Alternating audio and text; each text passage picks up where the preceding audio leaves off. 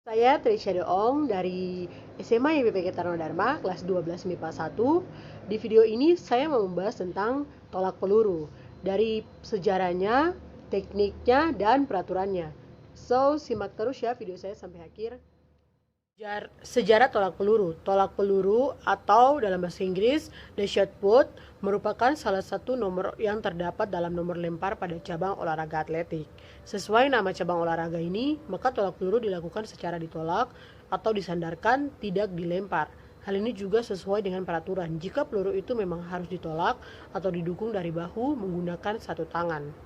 Dalam sejarahnya, tolak peluru telah ada sejak 2000 tahun lalu. Olahraga tolak peluru populer di kalangan pria Britania atau Inggris untuk menguji kekuatan para pria. Peluru yang digunakan masih berupa batu, bukan bola besi seperti sekarang ini. Di zaman pertengahan adalah salah satu senjata paling mematikan.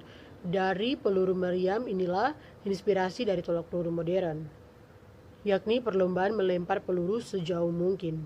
Pada tahun 1866, tolak peluru mulai diperlombakan dalam kejuaraan amator.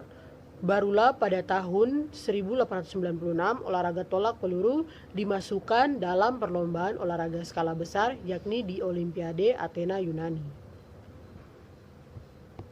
Kemajuan terbesar dalam olahraga tolak peluru yang terjadi di tahun 1950 ketika Perry O'Brien memulai tolakannya menghadap bagian belakang ring. Metode ini dikenal sebagai metode O'Brien atau lebih dikenal dengan teknik meluncur. Teknik tolak peluru. Yang pertama, awalan, sikap badan menyamping arah tolakan dengan bertumpu pada salah satu kaki. Kelima jari tangan memegang alat tolak yang diletakkan di atas bahu dengan ditempelkan di leher antara kedua ibu jari dengan jari telunjuk. Yang kedua, pelaksanaan, mengambil ancang-ancang dengan mengayunkan kaki ke depan, belakang serta tangan yang tidak memegang tolak peluru bertolakan dengan arah gerak kaki sebanyak 3 kali. Kemudian loncatlah ke samping beberapa kali, lalu lempar tolak peluru ke arah tolakan. Yang terakhir, ketiga, akhiran.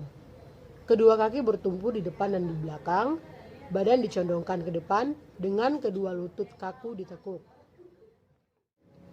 Peraturan tolak peluru. Dalam tolak peluru memiliki 9 peraturan.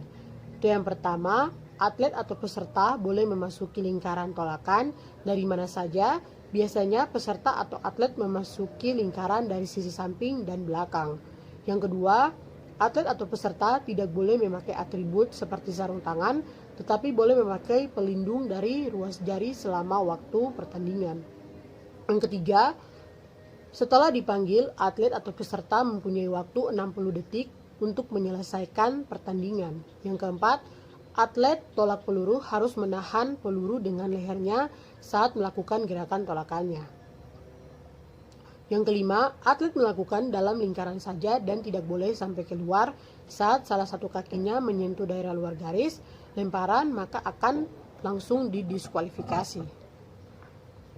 Yang keenam, peluru yang dilemparkan hanya boleh menggunakan satu tangan dan posisinya harus lebih tinggi dari bahu.